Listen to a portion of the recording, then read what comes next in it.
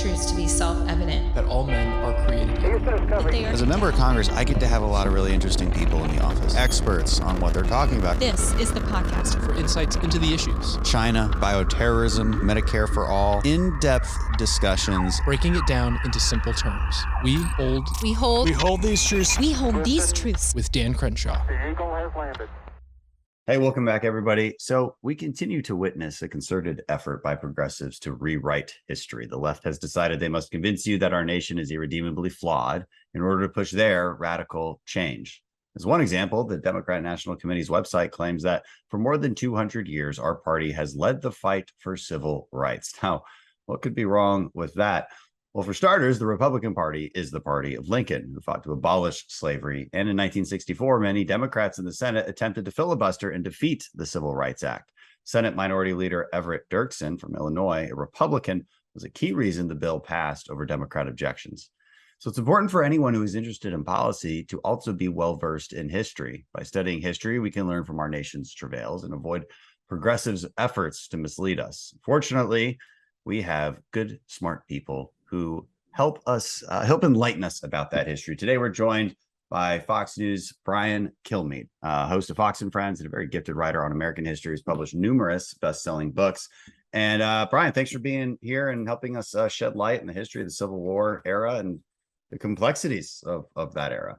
It's impressive with all you have going on. You can still do a podcast, Dan. So that's awesome. I like doing the podcast. You know, it's the only chance we get to kind of dive into something.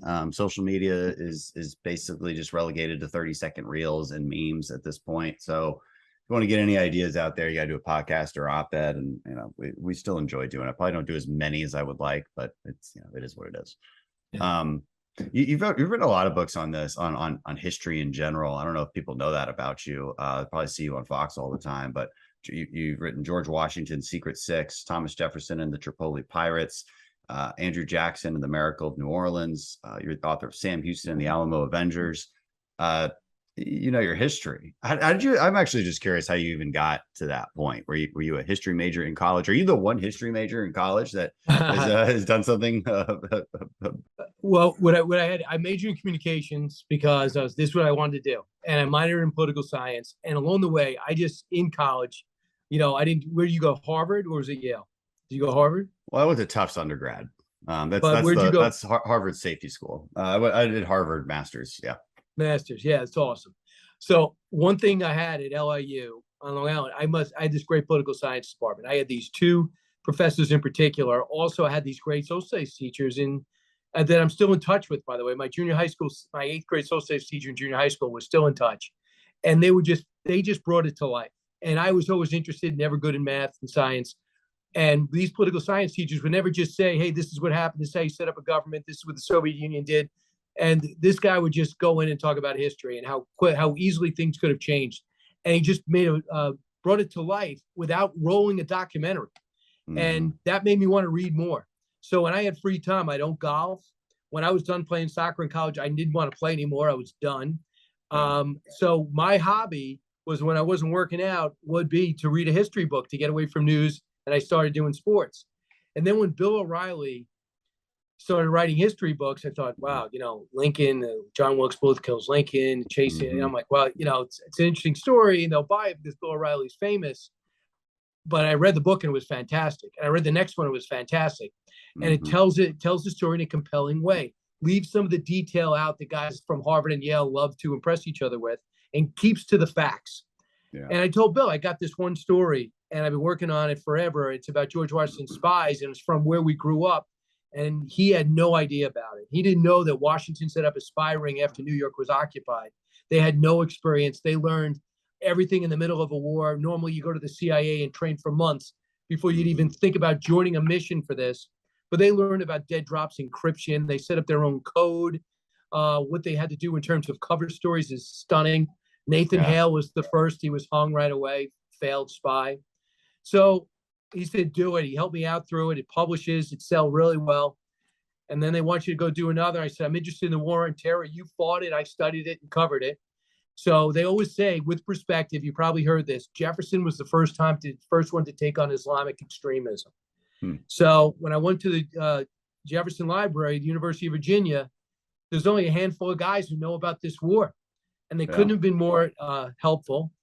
And I did the War on Terror, and that did well. Fascinated by the War of 1812, the 3rd Infantry, 2nd Division, what the Cotton Bowlers were able to do, the pride they had. The only time I went overseas was right before the Iraq War, and they put me with the 3rd Infantry, 1st and 2nd Division when they were in Kuwait. And the pride that they had in their unit, and the curiosity I had in the War of 1812 led me to say, wow, when this story came up and I was looking to do something next, the Battle of Baltimore, Battle of New Orleans, I chose New Orleans because of Jackson. Mm-hmm. And then I was fascinated by Texas. You guys live it. You get in 4th grade, 8th grade, 12th grade, whatever you do. We get one day about the Alamo, and you lost. And I thought, why is that such a big deal? Never had perspective in high school, but I got it now.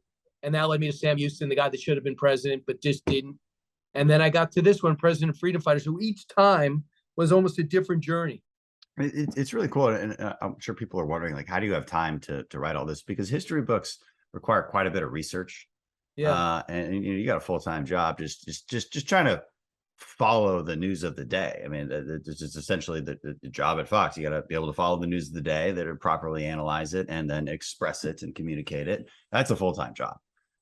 So it's got to be tough. I'm always curious how when somebody's writing a book, because I've only written one, and I wrote it in like sort of sporadic spurts. I would need to like focus on it for like days at a time, and then I wouldn't focus on it for weeks. Maybe that's not the best way to write, but I'm curious kind of how you do it. Take a year and I try to research as much as possible. I have an unbelievable editor, and we really understand.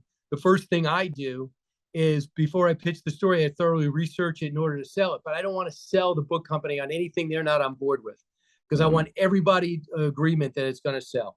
So I'm lucky enough to have a platform at Fox. I fully realized I could do just as good a job, and it would have 1/10 of the sales without having the platform at Fox to be able to talk about it. I do an hour special on it, but I'm also very proud of it. And the first thing I do is study everything possible and then see if there's an opening. Like when you read Ron Chernow's Grant, you don't close that book and go, wow, he left out a lot. You feel like you lost a family member. It's 1,200 pages. I could never do that. Yeah. But if you want to get me how Grant intersects with X, Y, and Z, and that's why I thought, let's back up. Let's do the Civil War, but let's do it through two guys. I can't redo Lincoln and do it better than John Meacham just did, or David Blight just did with Frederick Douglass's, I think it was Book of the Year. But what I try to do is go back to the North Star newspaper, grab the quotes to tell the story. I had the luckiness. It was very lucky for me to be able to have Frederick Douglass's biography. He escaped from prison. He escaped from slavery. Within a couple of years, the guy writes a biography, bestseller. So I don't need projection. I don't need to get a friend's interview or somebody else's biography in his time. I get his words. So that was a huge advantage. In Lincoln's speeches, read every one of his speeches and thought, how do I piece this together? And how do they coincide? And when I found out they met and how they met, I said, okay, that's enough. And then I found that they met 3 times and should have been 4. And then found out what they were able to accomplish in that short period of time. And then to understand that Lincoln, for example, he thought everyone should be free, he thought slavery was absolutely wrong, but I don't think he necessarily thought blacks and whites were equal. But to see where he was at the end of his life, when him and Frederick Douglass, when Douglass comes to see him at the White House after the inaugural, and he says to Frederick, what did you think of my speech? And he said, Mr. President, don't worry about me. You got a room full of people. He said, there's nobody else's opinion I value more. My friend Frederick, my friend Douglass, what did you think? And he said, sir, it was a sacred effort. And if you remember it, it was about reconciliation and forgiveness. It wasn't about revenge. Right. And that was the spirit that Douglass, who was a slave, knew if America was to come together, that had to be the attitude. So at the end, when he frees the slaves' emancipation, when he lets them fight for their freedom in the Union Army, and when he gets to see their faces and how they feel with their freedom, there's no way that guy feels as though blacks and whites were unequal. And my example would be the smartest guy on the planet, Benjamin Franklin. He had slaves. He realized the folly of it and the error of his ways. He ended up being one of the world's leading abolitionists. Yeah. So those are real time. People graduate in real time and evolve. That's, to me, you study this, you don't judge this. Yeah. Well, and that's what the modern day conversation is about, right? People just cannot seem, people on the left, for the most part, cannot seem to wrap their heads around this idea that these founders who laid the groundwork to end this evil also participated in it in ways, and that's complicated. And you know, and we don't always have like the best way to respond to that, except to say like it's complicated. I mean, what do you know, they lived in different times. I mean, but how do you respond to that when that's I thought about this a lot because the 1619 project comes up, and I went from writing a story that I hope the people that watch our channel like, and the people that kind enough to follow me like on the radio show and everything, and to it's being news. 1619 rolls out. I go, well, it's going to be a bestseller. New York Times writer wrote it. Now it's curriculum. And now it's America was founded on stolen land fueled by slavery. Really? I don't see that. They never thought that. I believe it's 1776. It's not 1619. I mean, and I just think overall, dating back to the Columbus debate we have today. And by the way, we're not the only one having this. England's tearing down their statues too. Hopefully they'll push back and sober up. So you judge people on the times in which they lived, not the times that we are in. People are going to look back at Dan Crenshaw and Brian Kilmeade in 2022, maybe listen to this back and say, these guys were so archaic. How could they think that? Not about this conversation, about our beliefs and what things we did, maybe what we ate or where we lived or how we viewed things, because you can only judge 2022 through the lens in which we lived. I really don't know if I could want somebody in 2090 judging me. But if I look at Lincoln and Douglas in their day with the people around them, you can only come away saying what extraordinary lives they led for the most impossible circumstances imaginable, only done in America, sounding a little like Don King, but true. In America, we had a chance to grow even back then without any social safety net. Everywhere else, you stayed where you were born. And America offered that opportunity, that unscripted opportunity of go for it. And that's what Jackson had. That's what Sam Houston had. That's what Frederick Douglass had to have. And that's what Lincoln had. And when you read their stories, when you read the story of slavery, it's hard to get through. And you read the brutality and the lives and the decisions people made, you can't believe it. But then you look up and you go, it was happening in every continent on the planet. We didn't invent it. We just didn't stop it. And we eventually did fought a war to do just that. You know, if you listen to a lot on the left, you know, kind of the proponents of the 1619 project and BLM and all them. I mean, if you listen to them, you would basically get the idea that we've never even taught slavery. Like we've just, it's not even in our history books. Okay. Obviously that's not true, but you know, are there things that we're missing? Are there things that objective historians and thinkers think should be in general Civil War history that maybe aren't? Invite me to a think tank. I'll be more than willing to participate, but most of all, I'll listen. And I will, because I've never set up a lesson plan. I never went to those conferences, got an education degree. But I will tell you, I'm older than you, Dan, and I remember I was in grade school when The Roots came out, the most successful miniseries ever. Anyone who thinks that soft-pedaling the brutality of slavery, the cruelty with it, breaking up families and selling them and capturing people as human beings and bringing them to America, anyone who thinks that's soft-pedaling, so that's 1976. I was around our 200-year birthday. So to me, we heard about the horrors of it and we heard about the Civil War. You know, maybe we simplified it a little and said, hey, the North wanted to fight to see the slaves and the South wanted the slaves all kept as slaves. Now, that wasn't true in the South and it wasn't true in the North. It was more complicated. And if Lincoln said to the North, we got to fight to free the slaves, he would have not been president and the country wouldn't have come together. And a lot of people don't even understand that. And so maybe go through the basics of the generation of the Civil War. So what you're witnessing is the South wanting to keep their ways, and they're also a little, and the North is a little bitter, even about the War of 1812 and what Jefferson did with an embargo. Jefferson thought, I'm going to stop British from importing our goods, and we're going to stop exporting. We'll keep everything here. And the North got starved and destroyed. And when the War of 1812 starts, they kind of want to know part of it. They go, really? Jefferson shoved an embargo down our throats, and now we're going to go fight our best customer, the British. So the North didn't even participate in the War of 1812. So if you say we just came apart 1860, I think you're missing the story. When Mhm. Texas comes in, every time we welcome in the state, we'd have a free state, slave state, free state, slave state. When Texas came in, nothing matched the size and breadth of Texas. It came in a slave state, technically. So it comes in and it upset the balance of power. A series of court decisions from the Dred Scott decision on down. The Missouri-Kansas compromise, Missouri compromise. This all leads to the courts beginning to separate the country to a degree.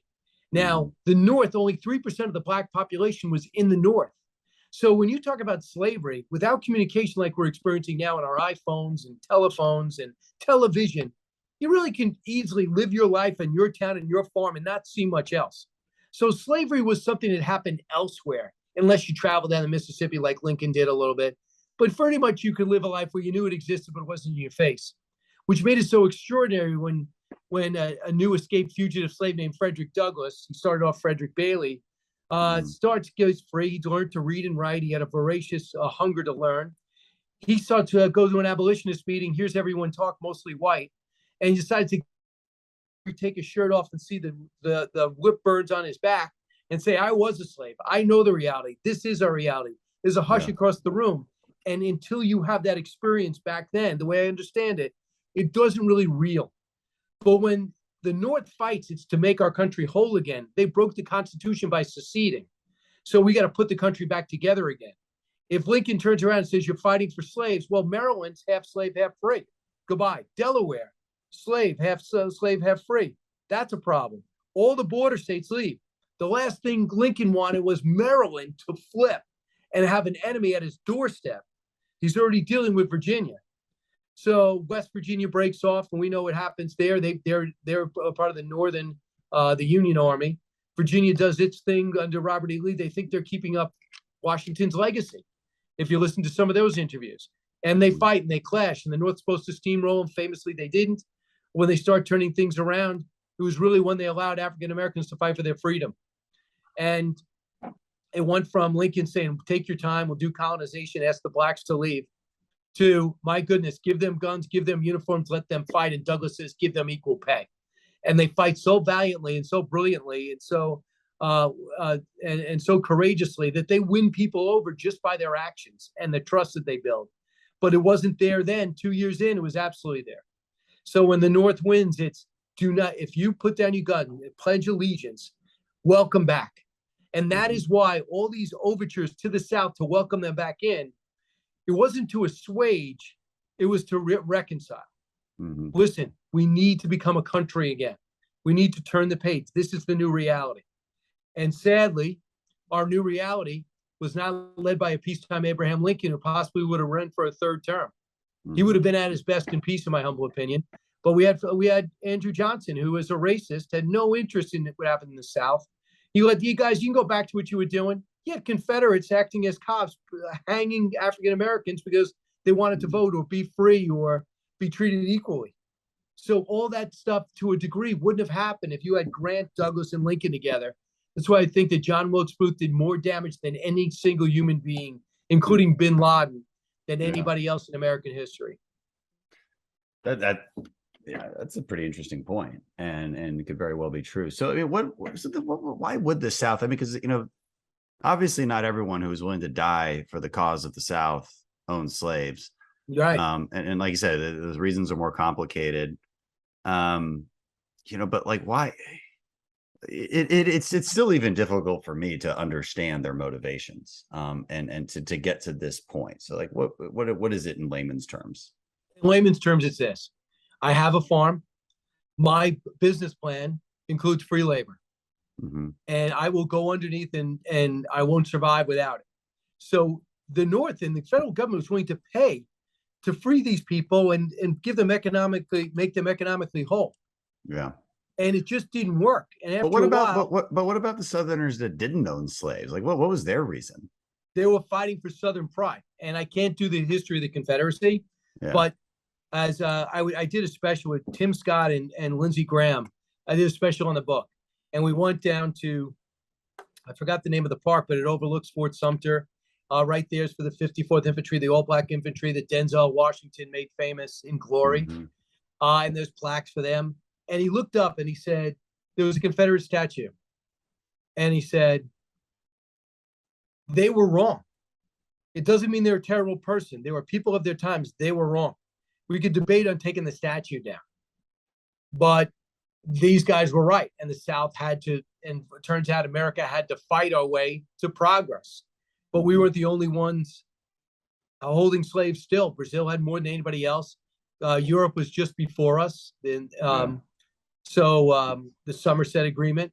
So they had it just before us. So they wanted to keep their lifestyle, and they're willing to fight for it.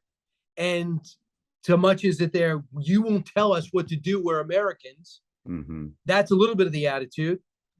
And the other goal for Jefferson and Washington and others were they knew slavery was wrong at almost every level, Madison, but they didn't know how to get out of it. And their hope was it would gradually fade away. Mm-hmm.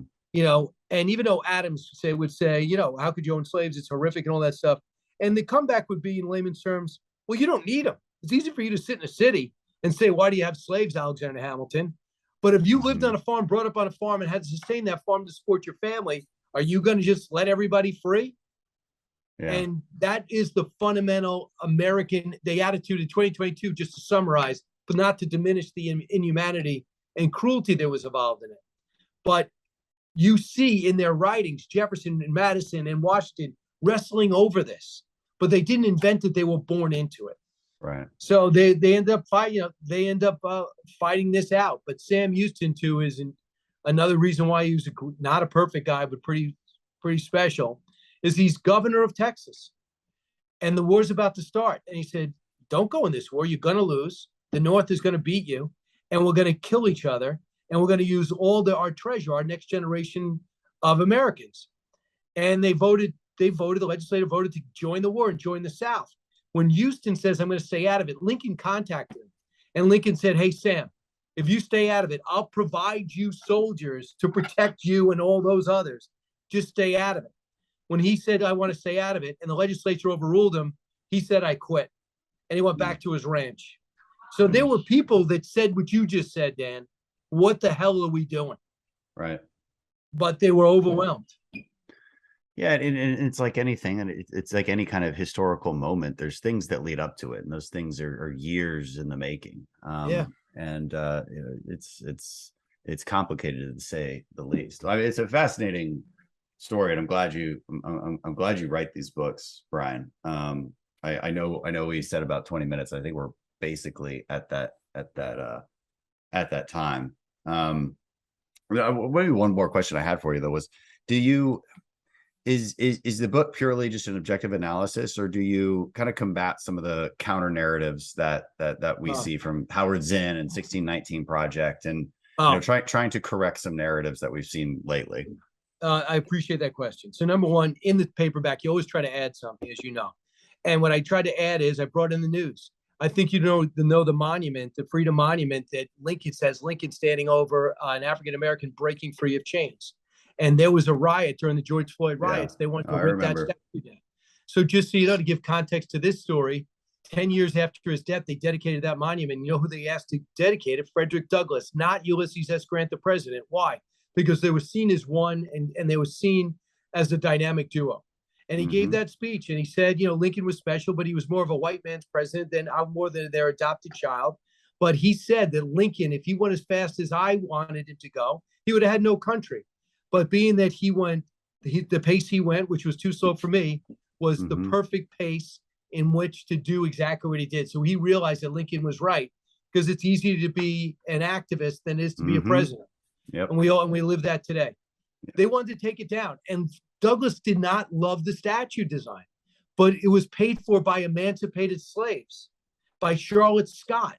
The biggest donation was $5. And they commissioned Thomas Ball to design it, who was in Italy at the time. And when he came back with the design, these slaves, the former slaves, okayed it, and they put it up. So who are we to judge in 2020? Now we're in 2022. Let's take it down. Well, in Massachusetts, they took down the replica.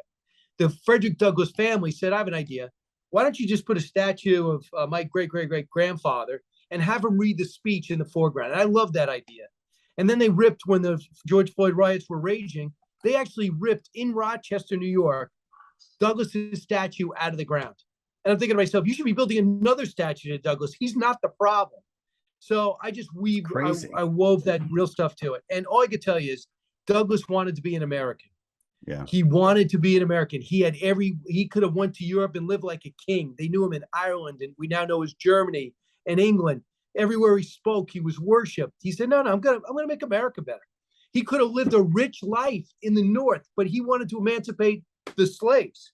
And then when he wasn't done with that, he wanted to give women the rights that men had, especially the right to vote. He's working with Susan B. Anthony. So he just said, look like you're doing. I'll fight for the country, and then I'll serve the country in Congress because I want to make the country better. Because you love the country, not because it's perfect, but you want to move it on the right path. So all of a sudden, this generation is like, oh, I don't like the country. I don't like how we were founded. Jefferson had slaves. Washington had bad teeth. Whatever it is. Now all of a sudden we're judging. And I feel as though I'm on a mini mission. And I do this on stage with doing all my books. America Great from the Start. I'll stream it on Fox Nation December 2nd. And I've done this about 25 times now. I just talk about different times in our past, not as the foremost authority of Douglas Brinkley or John Meacham or Ron Chernow, as me, a guy who's passionate about our past, thinks I got it right, thinks you could fill in more detail if you're interested on your own, that thinks about America, who is we are usually the harshest critic on ourselves, and that's fine. But we have to do it in the spirit of making the country better, not condemning the country you're in. And if you don't love this country, I recommend you travel. And if you travel and like a country better, I suggest you stay. Because I know 99% of you are coming back. And you're going to have new appreciation for something you took for granted. Not your fault, you were born here. When you came in America, you basically made the Pro Bowl. And every day you have a chance to reach the Super Bowl. Not guaranteed, but a chance. That's all most of us want is a chance. And we should be grateful every day to be here. It does seem like some people are naturally bitter and resentful and will do whatever it takes to find excuses to justify that sense of bitterness and resentment. And I don't know what causes that. It does could seem be the to be a new education thing. system. Could be the education system. If you'll learn from, if I'm teaching you this in 2nd and 3rd grade and reinforcing it in 5th, 6th, and 7th grade, and you got 2 working parents who aren't really that involved in the news, and next thing you know, you got an 8th grader that's got a nose ring and protesting in Washington. Well, that's where the perspective part comes in. So the education has something to do with it, but it's almost like a consequence of being in modern times, where I think a lot of people just don't feel like they're useful the way they might have before. In older times, you really had to know how to build your own house. You had to know how to build a fence. You had to at least have some idea how to survive in the wilderness for a few days. I mean, it wasn't that long ago when they're like, yeah, I've got to go to Dallas. Well, it takes me like a week. I'm just going to go on a horse. I'll find food and water on the way. That's crazy to modern people. And so I don't know. I think maybe people don't feel useful. And so they're looking for this sense of purpose, and they're having trouble finding it. If they're not going to church, if they don't have a job that really fulfills them, then they're bitter. And they don't know why they're bitter. And so they kind of look to this sort of Howard Zinn history as maybe a reason to justify that better. So this is why I'm bitter. I don't know. I mean, it's just I think that's true. And I think during the pandemic, it really made people think. They got off the treadmill, and they were not because they're lazy, because they were told to. Hey guys, you don't commute, don't go to work unless you're essential. You don't go to work. You guys had to go to work. I went to work. Thank goodness. I was upset. I had to broadcast from a separate studio. Can imagine people just told to stay home. Then they thought about it. Like, do I really want to sell insurance? Do I really want to be a waiter? Do I really want to be a gym teacher? A lot of people thought, like, is this really my purpose? And I think the pandemic underlined a lot of that. But at some point, if you were running out of money, if the bills were piling up, that gives you a sense of mission. You got to go pay your mortgage. I mean, unless you want to go live by Union Station and listen to President Biden give a speech, outdoors, there's homeless everywhere. I think that's happening. Some of it by choice. Yeah. And you see on social media, you see these sort of glamorous lives that maybe an influencer, puts on social media, or that celebrities live. And like it's made the whole inequality debate all that much more insane. And and fierce, right? Because it's right up in your face. It's it exacerbates a lot of these underlying issues in a way that maybe they would not have been exacerbated before, and I think distorts some of the reality of what's true and what isn't. So it's good that smart people are out there putting the truth out there, and giving us some substantive material to read that is not TikTok memes. So thank you, Brian, for doing that. Thanks for having me, Dan. Appreciate it, man. Always good to talk to you, Brian. See you on the next interview. Absolutely. Which will probably be real soon. Go get him, Dan. All right. See ya.